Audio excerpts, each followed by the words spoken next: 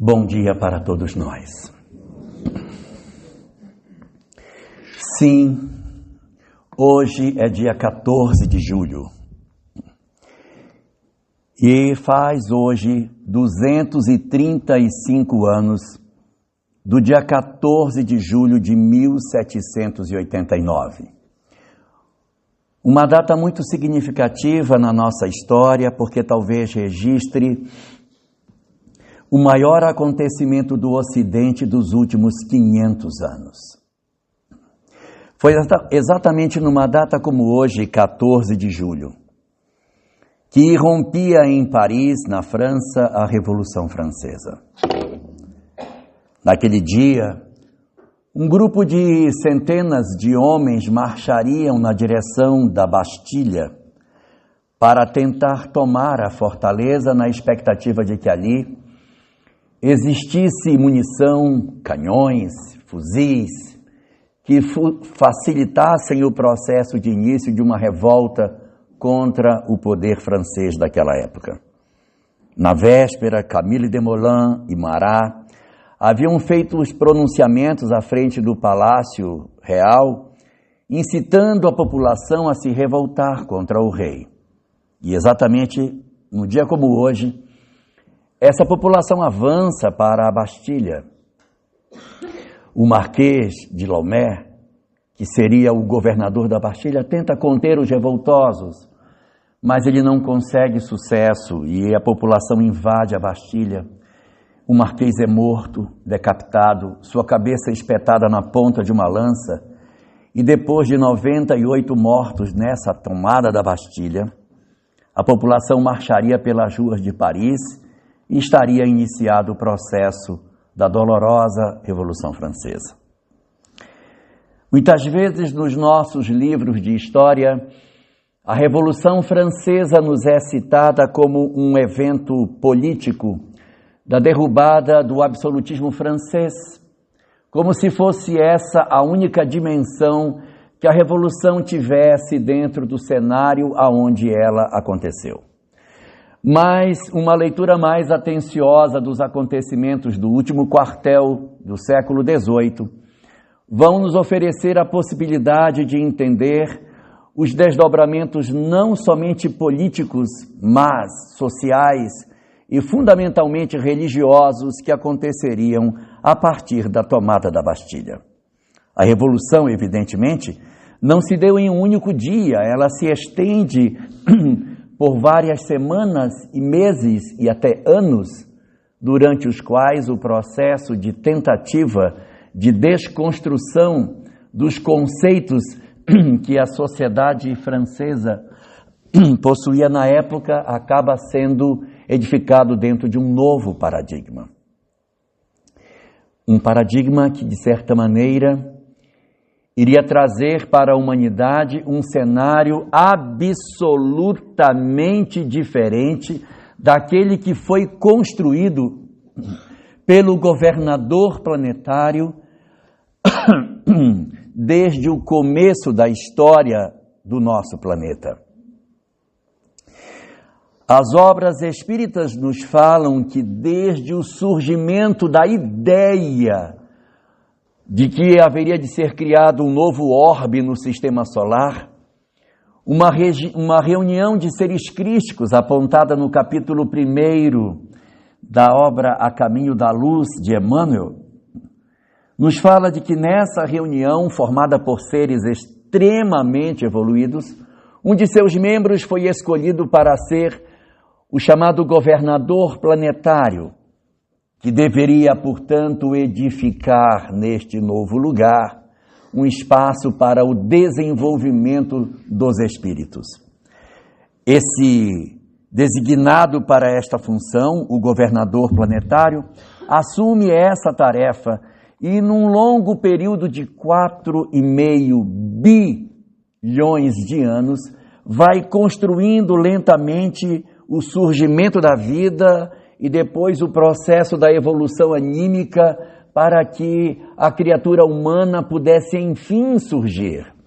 As obras de arqueologia apontam que o surgimento do Homo sapiens teria se dado aproximadamente há 200 mil anos atrás, com algumas variações, de acordo com a linha de pesquisa.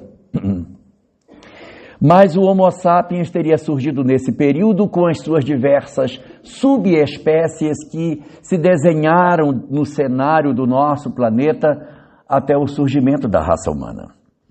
Vários experimentos biológicos são feitos durante esse período, muitas expressões de surgimento da civilização humana é nascida nessa época, e desde esse período ainda ancestral da nossa história, o governador planetário que veio cuidando das condições climáticas para o surgimento da vida, o desenvolvimento natural da evolução do planeta, lentamente para a construção de espécies cada vez mais desenvolvidas, e que ao mesmo tempo nós tivéssemos a possibilidade de surgimento da raça humana, esse governador, atento às suas responsabilidades, faz com que desde o princípio do surgimento do homem sobre a face do planeta,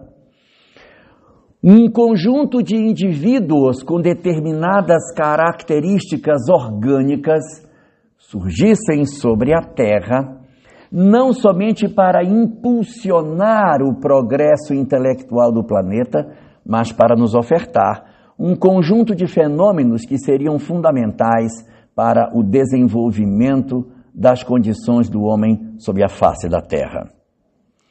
Consultando a obra O Espírito e o Tempo, de Herculano Pires, que já no primeiro capítulo analisa as considerações sobre o desenvolvimento do homem na pré-história, é capaz de nos oferecer informações bastante interessantes sobre o que se deu nesse período da pré-história. Porque ali, o governador planetário havia já desenhado que alguns indivíduos renasceriam com algumas características que mais tarde Allan Kardec chamaria de mediunidade. Uma característica orgânica que facilitaria a produção do contato dos homens com o mundo espiritual.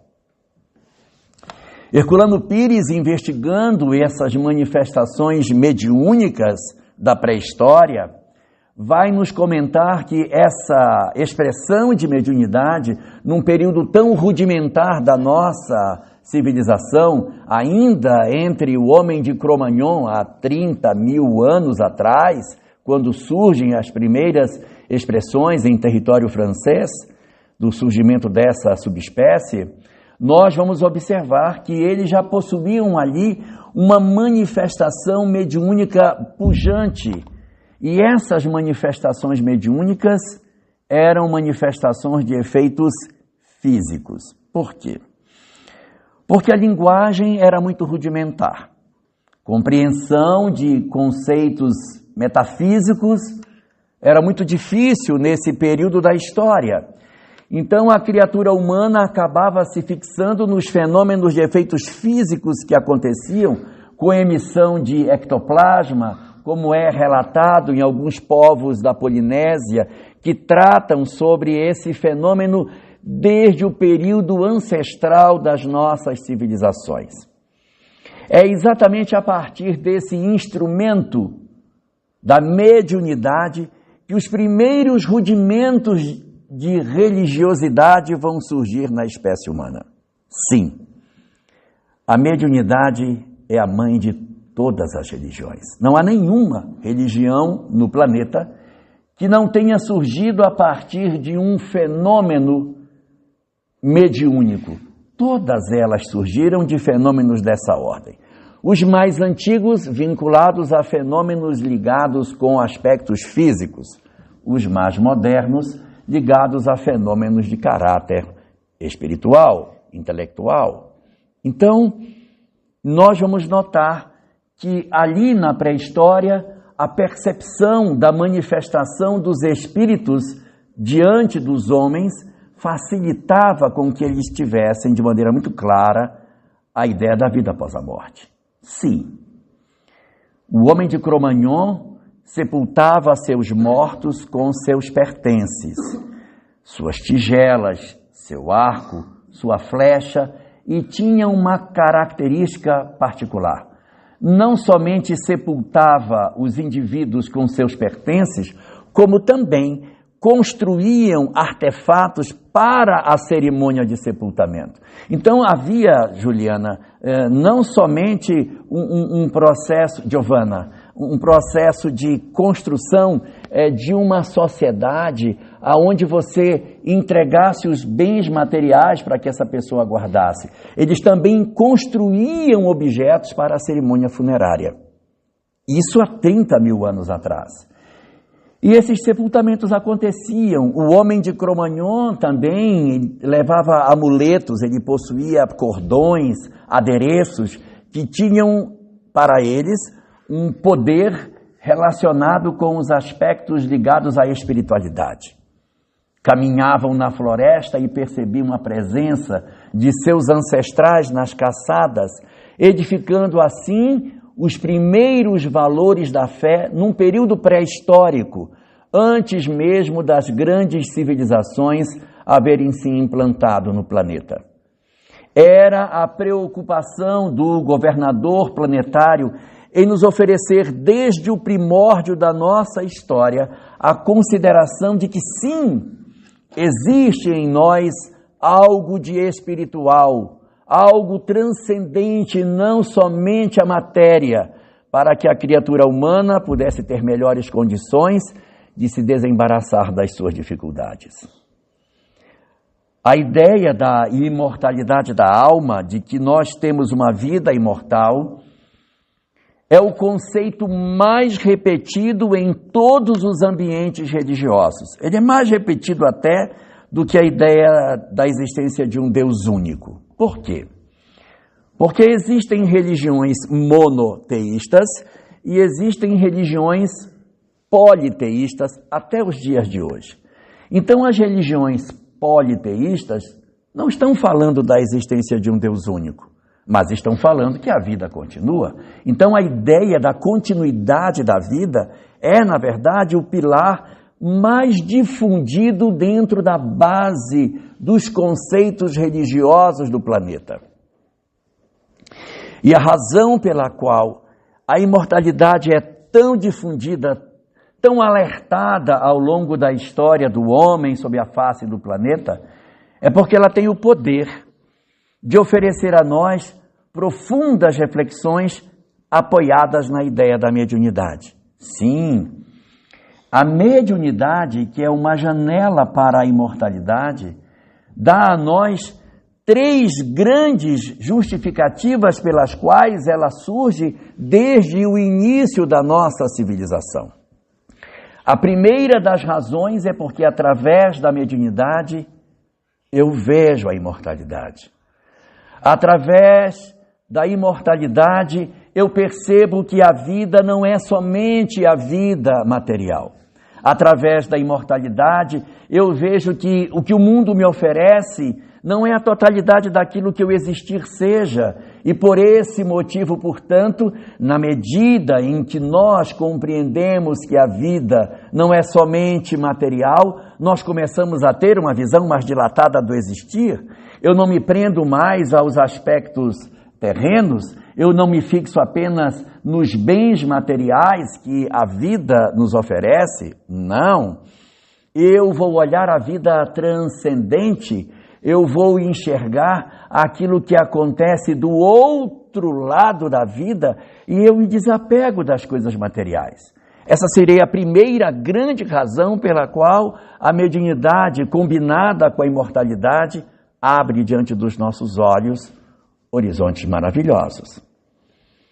A segunda grande razão pela qual essa mediunidade nos é oferecida é para que a gente não enlouqueça de dor diante da aparente perda dos nossos entes queridos. Para que a morte não nos apunhale o coração a ponto de desequilibrar as nossas existências com a sensação de que os nossos amados teriam deixado de existir. Através da mediunidade, que nos oferece a ideia da imortalidade, nós descobrimos a beleza da vida imortal e compreendemos que os nossos amados, ainda que sintamos saudade, ainda que sintamos falta da sua presença física ao nosso lado, permanecem vivos, são indivíduos que, apesar de terem sido colhidos pela chamada morte, continuam existindo com seus sentimentos, com seus valores, com todo o arcabouço de conhecimentos e de sentimentos que possuíam, nos fazendo perceber que eles continuam existindo, que nos visitam, que estão conosco, que participam das nossas histórias de vida e, portanto, não estão apartados da nossa existência. A compreensão da imortalidade, trançada com a mediunidade, trouxe consolo ao coração humano para que nós conseguíssemos atravessar os períodos difíceis nos quais a morte visitou nossos lares em tantas e tantas encarnações. E a terceira das razões pelas quais a mediunidade também nos é oferecida é para que nós tivéssemos um ponto de contato com o mundo espiritual. Já pensou como seria a nossa existência se os nossos mentores não pudessem ter acesso a nós? Se nós não pudéssemos receber nenhuma notícia do mundo espiritual?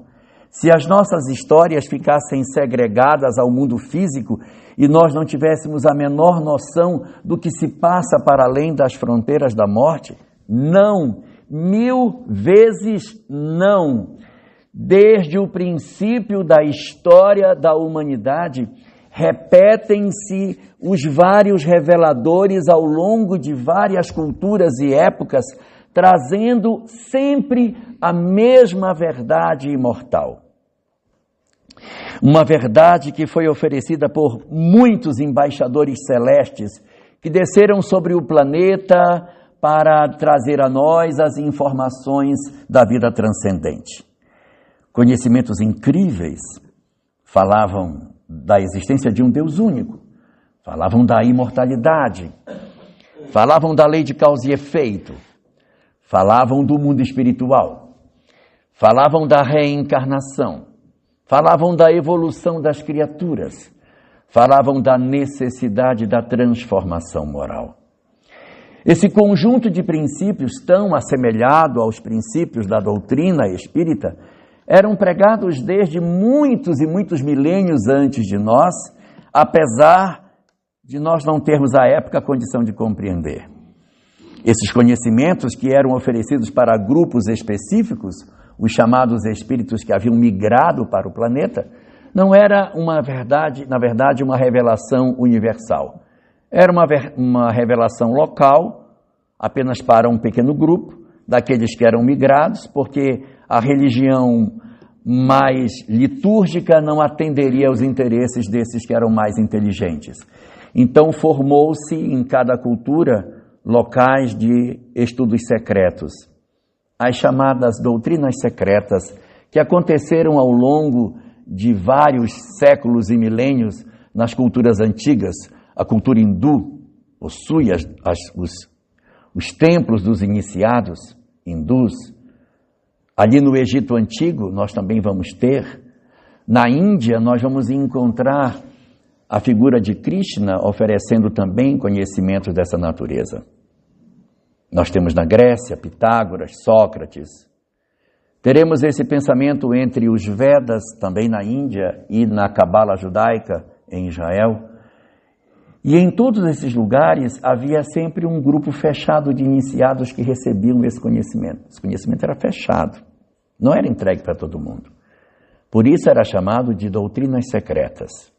No livro Depois da Morte, no seu capítulo 1, quando Leon Denis analisa a discussão sobre as doutrinas secretas, ele vai concluir que as doutrinas secretas, na verdade, eram todas iguais. Ou seja, embora estivessem em povos diferentes, elas falavam a mesma coisa, o que dá a concluir que não existem doutrinas secretas, existe a doutrina secreta, é uma só. Tudo surgido na Índia, Ali surgiu tudo, e depois este conhecimento foi espalhado pelo planeta, porque esses mesmos iniciados hindus, reencarnados em outros lugares, iam replicando nos milênios e séculos posteriores as verdades que deram origem ao pensamento das várias doutrinas que a humanidade conheceria depois. Eram revelações exatamente focadas num grupo particular. E por esse motivo, esses conhecimentos se tornaram a base do desenvolvimento da criatura humana dentro dos desafios que se teria. Seja pela boca do Buda, ou de Krishna, ou de Sócrates, ou de Zaratustra, ou de Pitágoras, ou dos sábios da Cabala, ou dos sábios dos Vedas, lendo o Mahabharata, estudando as obras que existiam na Suméria, o Atrahasis, estudando os conhecimentos espirituais que estão espalhados nas múltiplas culturas, todas elas traziam para o homem a sinalização da existência de um porvir, de um amanhã, a edificação daquilo que nós poderíamos constituir com o nome de fé. Sim, o objetivo das religiões não era naturalmente uma liturgia, não era o cultivo de um conjunto de rituais. O objetivo fundamental das religiões é o processo da religação do homem ao Criador, restabelecendo a sua conexão com a nossa causa e permitindo com que os desafios da existência conseguissem ser superados pela nossa pequenez. Nós vivemos durante tanto tempo tantas dores, guerras, escravização, violência, tirania de toda a espécie, fome, seca, peste. Tantas desgraças se abateram materialmente sobre o planeta e sempre foi a fé, o instrumento insuflador da coragem humana para que nós conseguíssemos alcançar patamares mais elevados de conduta para fazer frente aos inúmeros desafios que a vida nos apresentaria. O governador planetário estava muito satisfeito. Afinal de contas, a fé acabou se estabelecendo como o grande instrumento fortalecedor da criatura diante dos embates.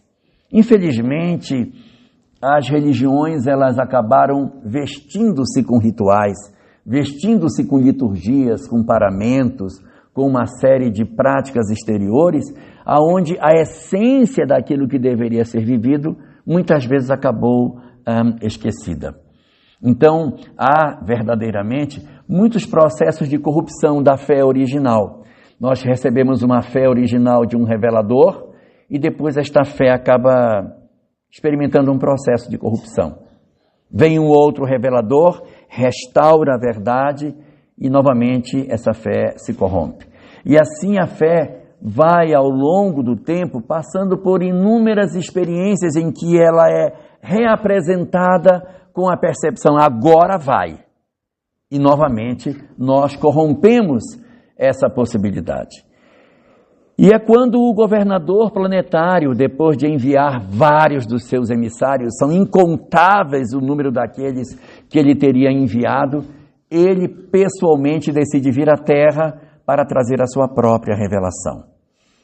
O governador planetário, esse espírito que recebeu a Terra naquela reunião crística há 4,5 bilhões de anos atrás, que realizou todo o trabalho de surgimento e evolução da vida, que orientou o surgimento da civilização, que engendrou um corpo humano com as riquezas da mediunidade para que nós conseguíssemos ter a possibilidade de ter a percepção do mundo espiritual, que enviou seus emissários diversos para que iluminassem as nossas existências com as suas inúmeras doutrinas extraordinárias, ele mesmo decide vir.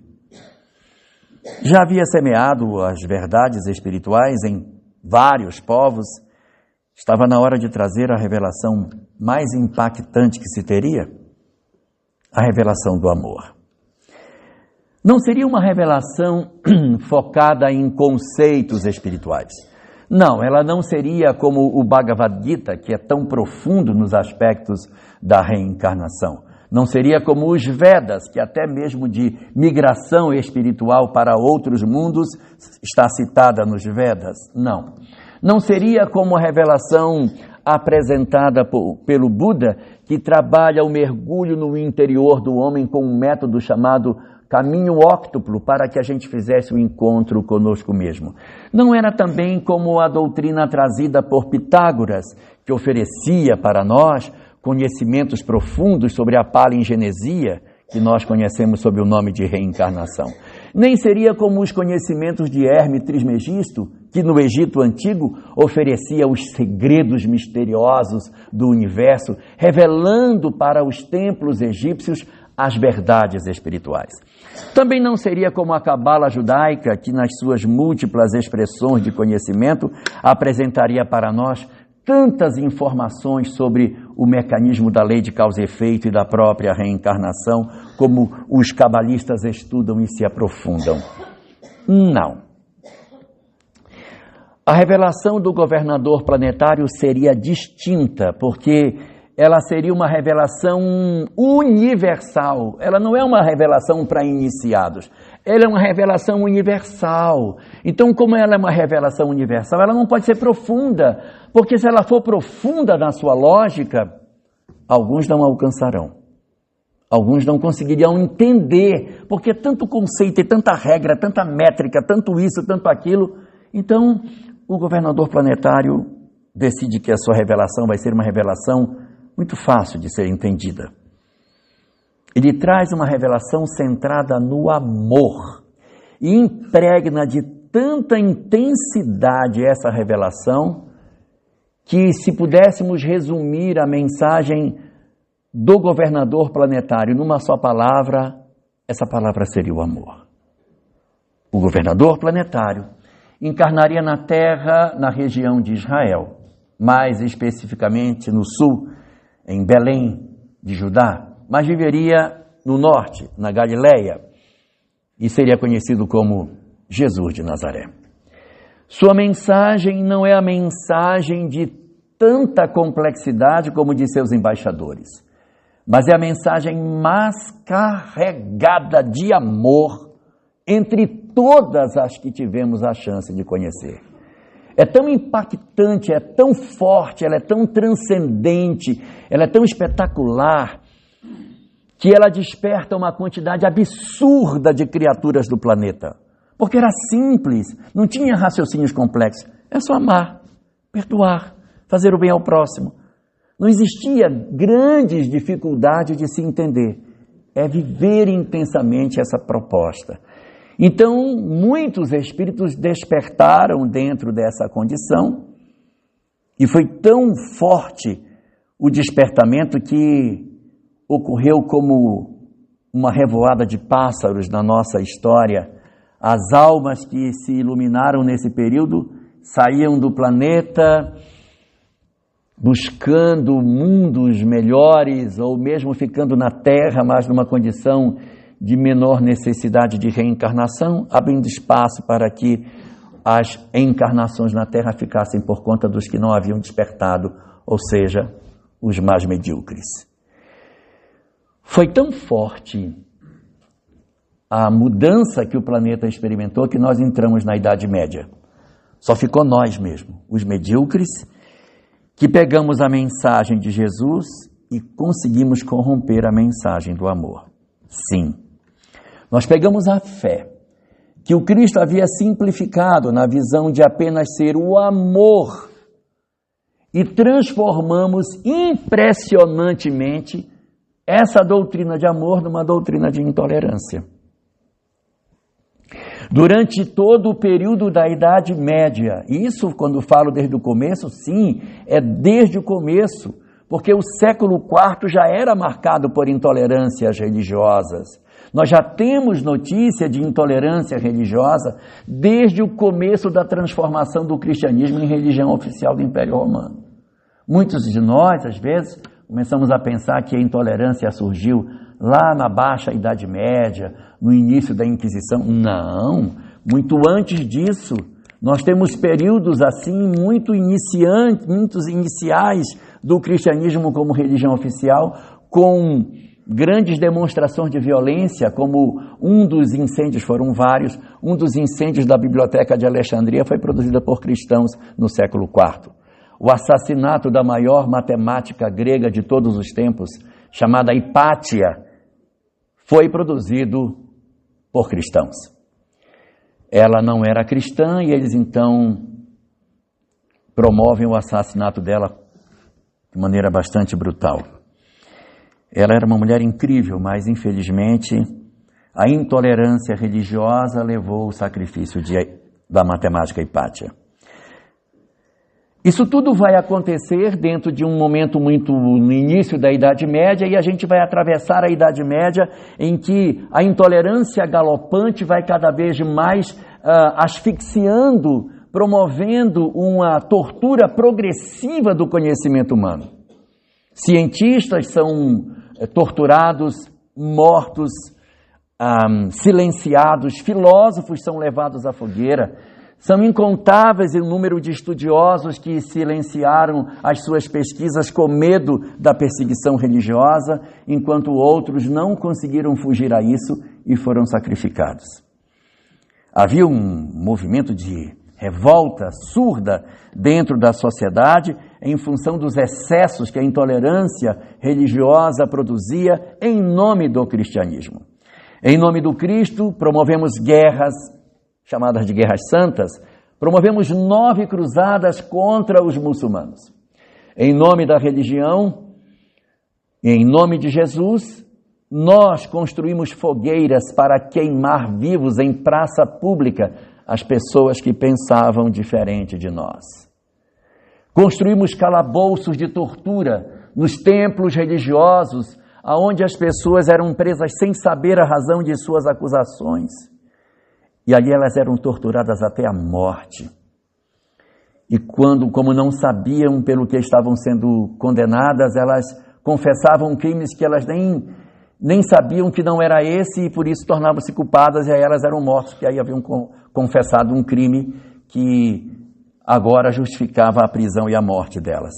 Quando não se encontrava justificativa para a prisão e morte, deixa ficar presa até que apareça alguém que denuncie. Mas a pessoa dificilmente era liberta depois de ser presa. Então, foi uma série de excessos que a religião cometeu. Infelizmente, nós somos obrigados a reconhecer que sim, infelizmente, em nome da fé, nós manchamos a história do cristianismo. Quando falamos nós, é porque não estamos responsabilizando outros por esse fato. Não, a doutrina espírita nos é muito clara em nos dizer que os responsáveis por esse processo de desvirtuamento da mensagem original somos nós que estamos aqui. Somos nós. Por isso essa nossa hoje preocupação na divulgação da mensagem cristã. Então, durante séculos, fermentou dentro do seio da sociedade uma revolta surda contra os princípios religiosos. A Inquisição matava as pessoas sob a aquiescência do Estado. E um ódio silencioso foi se instalando nos bastidores da história. E quando chegamos ao último quartel do século XVIII, na França de Luís XVI, onde o descontentamento político se associava a um descontentamento religioso, e rompe na data de hoje, 14 de julho, a Revolução Francesa, aonde aproximadamente 200 mil franceses iriam ser mortos. A guilhotina seria implantada e na Praça de la Concorde, muitos milhares de pessoas seriam sacrificadas na praça pública. A história fala que, sim, a Revolução Francesa, ela decapitou o absolutismo francês, é verdade, mas ela não fez só isso. Além dela decapitar o absolutismo francês, ela também destronou a fé. ela retirou a fé do trono aonde ela estava assentada. A fé realmente havia se corrompido porque a religião, na visão de Joana de Ângeles, no livro Libertação do Sofrimento, capítulo 2, a religião havia se convertido em fanatismo. Então era compreensível que o fanatismo tivesse que ser corrigido. Mas a religião, ela tinha sua função. Mas mesmo que a religião também fosse despida do ideário humano, era necessário que se mantivesse pelo menos a espiritualidade, a compreensão na existência do espiritual. Nem isso nos foi permitido. Tudo foi negado. A Revolução Francesa mete a mão nas vísceras da sociedade e nos estripa de todo o conhecimento espiritual que existia. Ela arranca do fundo da alma humana todas as possibilidades de crença que se teria. Não se fala disso quando se comenta sobre a Revolução Francesa, mas os sacerdotes franceses foram todos mortos dentro das naves de suas igrejas. As propriedades da igreja durante a Revolução Francesa foram todas confiscadas pelo Estado. Todas as igrejas foram fechadas. Não se pregou mais cristianismo naquela região. E a partir daí, levantou-se a bandeira do ateísmo como uma forma de libertar o homem da opressão que a fé poderia oferecer à humanidade. Acreditava-se nesse período que a humanidade que iria se construir sem a crença em Deus seria uma sociedade melhor. Seria uma sociedade marcada por um conjunto de verdades muito superiores, porque ao ser uma sociedade alijada do pensamento da existência de Deus, não teria religião, não teriam os sacerdotes, não ia ter a opressão, nós não teríamos as perseguições religiosas. A gente entende os excessos que a religião cometeu, mas da mesma forma que a religião cometeu excessos, a revolução também cometeu. E nós acreditamos que sim, que o século XIX seria um século maravilhoso, porque o homem liberto das crenças enfrentaria de maneira extraordinária os desafios sem as torturas da fé. Só que os que assim pensaram esqueceram de um detalhe. A fé, a religião, não é um projeto dos homens. A fé, a religião, a crença no espiritual é um projeto do governador planetário. Ele nos ofereceu a fé nas suas múltiplas expressões porque sabe da necessidade que a criatura humana tem de crer. Mas o homem, infelizmente, achou que poderia corrigir o pensamento do governador, tentando retirar do pensamento humano todas as ideias espirituais, promovendo o surgimento da sociedade sem Deus. Eles não sabiam. Mas a fé, ela possui algumas filhas extremamente valiosas para a nossa sociedade. A primeira das filhas que a fé possui é porque, através da fé, eu consigo perceber a existência de um Criador que está no comando de todas as coisas. Então, se existe Deus no comando de todas as coisas, na medida em que Deus está controlando o que nos acontece, Ele está nos vendo. Então, se as coisas estão ruins e eu tenho fé, o que é que eu digo quando as coisas estão ruins e eu tenho fé? Eu digo, Deus está vendo, vai passar. É só uma fase. Deus não vai nos abandonar. Nós vamos conseguir superar esse momento difícil. Assim raciocinam as sociedades apoiadas na fé. Ou seja, a esperança é a primeira das filhas que a fé possui.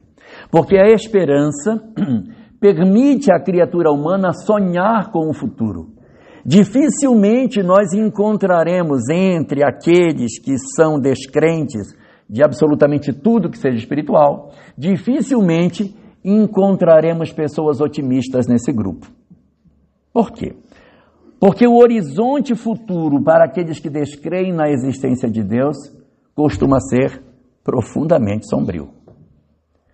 Para onde vai a humanidade? Para o caos. Nós vamos nos autodestruir. A humanidade vai se acabar, porque o homem é o lobo do próprio homem. Nós vamos destruir o planeta e junto com ele vamos morrer todo mundo junto. Então existe uma perspectiva muito sombria, exatamente pela crença de que, sim, isso seria o destino de todos nós. Uma segunda filha que a fé também possui é não somente a esperança, mas a segurança. Porque se tem Deus, eu me sinto protegido, eu me sinto seguro. Se eu não tenho Deus, eu vivo a vida atormentado. Se eu sair de casa e um carro me atropelar e eu ficar aleijado, e aí quem vai dar alimento para meus filhos? Aí eu vou morrer de fome, meus filhos vão morrer de fome também, e aí, aí eu não tenho como pagar aluguel, eu vou ser despejado, meus filhos pequenos vão para a rua, aí vai morrer todo mundo de fome. Então vai ser uma desgraça. E se o carro me atropelar agora? E se agora nesse ônibus que eu estou indo, agora bater e eu morrer? Porque não tem ninguém tomando conta de nada, minha vida é uma desgraça. Na próxima esquina vem um cara, me assalta, me dá um tiro na cabeça. Então a gente começa a viver um pavor, porque a inexistência do Criador, a inexistência de um poder tutelar, acaba produzindo em nós um pânico da vida. Então eu tenho medo de viver, medo de me relacionar, medo de ser, medo de tudo. Então a gente é tomado pelo medo em função da retirada da fé. E a terceira filha da fé é a temperança. É a esperança, a segurança e a temperança. A temperança é o equilíbrio das ações. Porque se existe Deus, existem regras. Se não existe Deus, não tem regras. Então eu posso fazer o que eu quiser.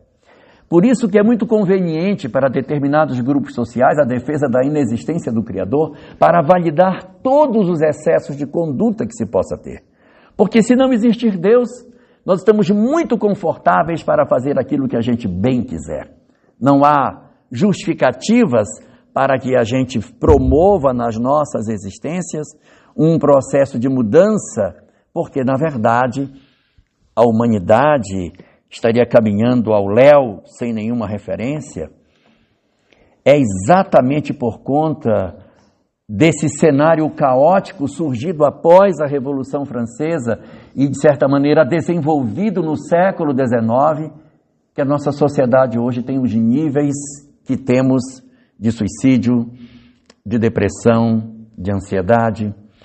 A ansiedade vem do quê? Da perda da esperança.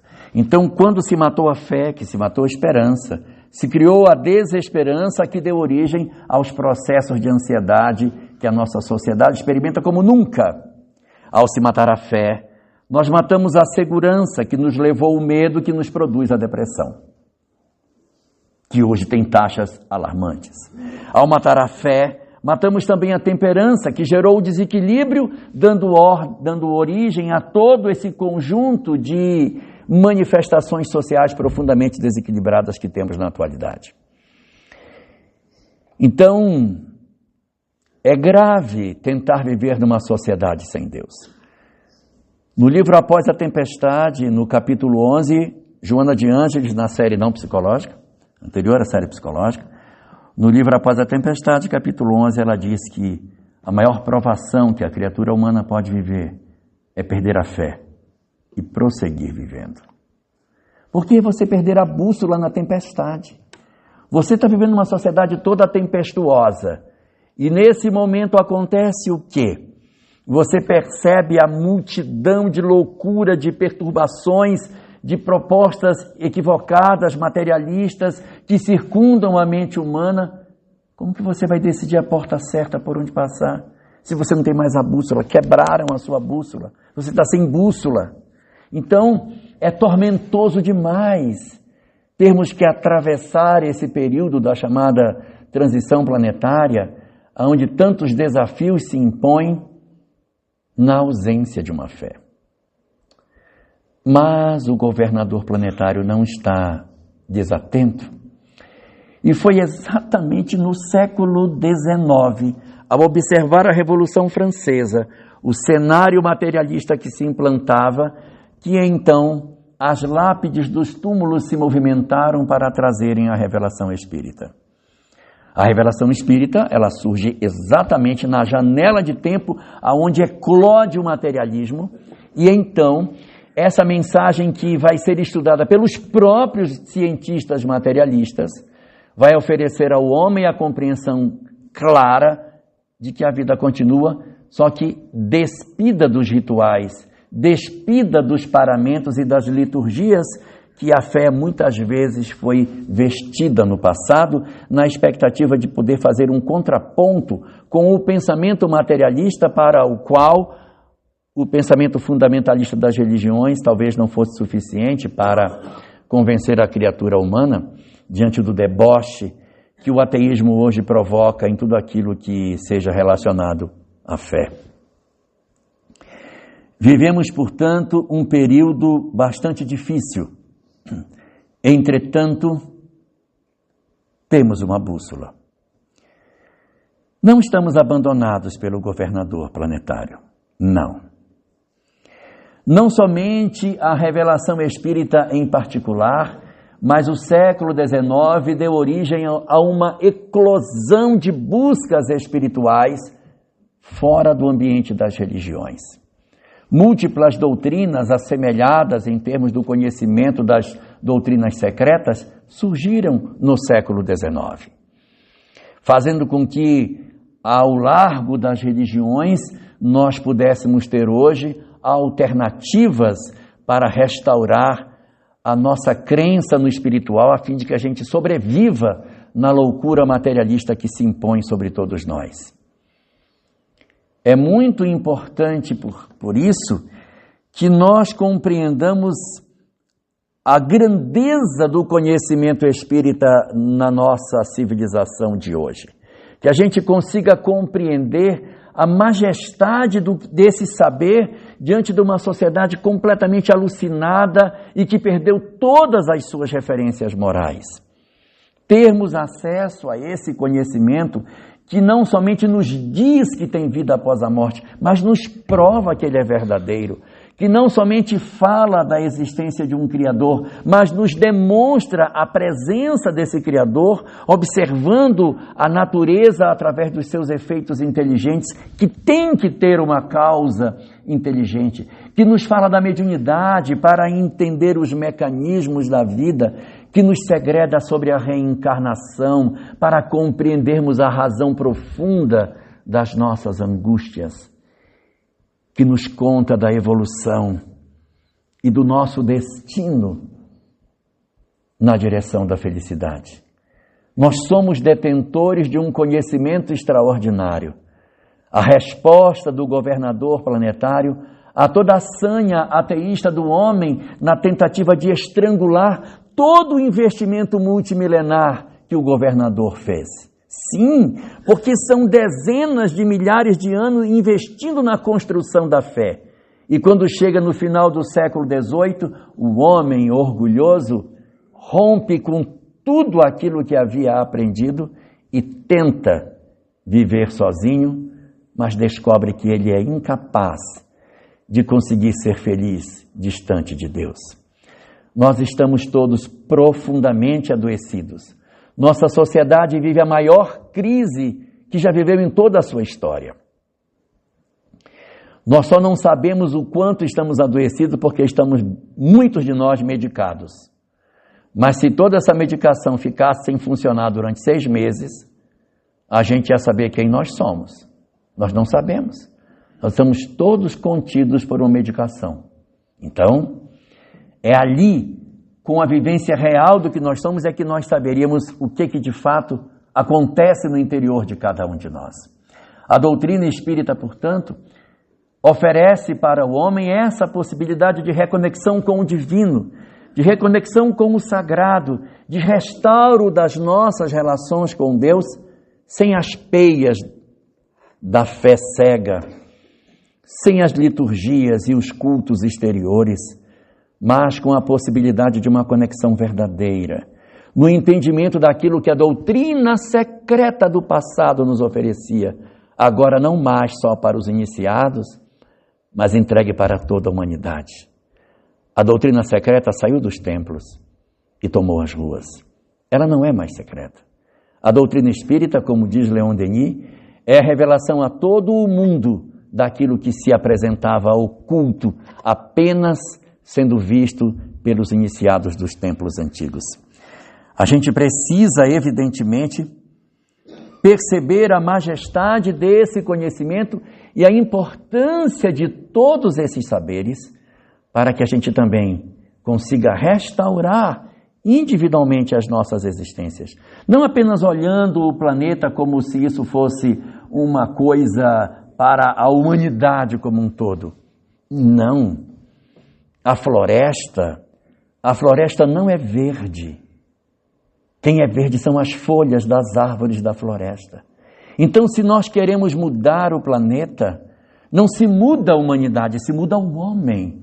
Então, é cada um de nós fazendo a sua transformação individual, fazendo o encontro consigo mesmo, realizando esse autoencontro no interior dos nossos corações, entendendo que somos em plenitude, entendendo que somos uma alma imortal a caminho da perfeição, que precisamos fazer as pazes com o nosso passado, que precisamos nos perdoar, que precisamos cicatrizar as feridas que nós mesmos produzimos em nós próprios. Quando nós entendemos a relação que temos com o Criador, as oportunidades que a existência nos oferece, teremos a chance de fazer uma mudança extraordinária quando nós descobrirmos o que verdadeiramente somos. Não deixemos que o ateísmo nos iluda. Retornemos às nossas origens e redescobramos a nossa essência espiritual por excelência e nos reconectemos ao Criador, para que a gente consiga encontrar a felicidade, para que a gente consiga, de fato, realizar a mudança que nós tanto precisamos fazer para que a nossa humanidade alcance os objetivos que ela tem. E só para terminar as minhas palavras, eu queria ler um soneto para nós. Esse soneto está no site Saga das Almas. É um soneto, a autora é Sâmia Awada. E eu quero ler o soneto para a gente. O soneto se chama Autoencontro, um movimento essencial para a libertação de todos nós. Diz o soneto: eu mergulho no abismo de mim mesmo, me procuro da caverna em que me escondo, e me encontro encurvado, em sofrimento, na escuridão, meus erros camuflando. Me aproximo e em meio a densas trevas me conheço, me abraço, me consolo, me perdoo, me acolhendo e sem reservas, com ternura, me aconchego no meu colo. Regozijo ao descobrir-me sem ser falso, me preencho por amar-me e ser amado, e decido a mim mesmo resgatar. Me retiro da caverna nos meus braços, me apresento à liberdade encantado e me entrego inteiro à vida por me amar. Um bom domingo para todos nós. Muito obrigado.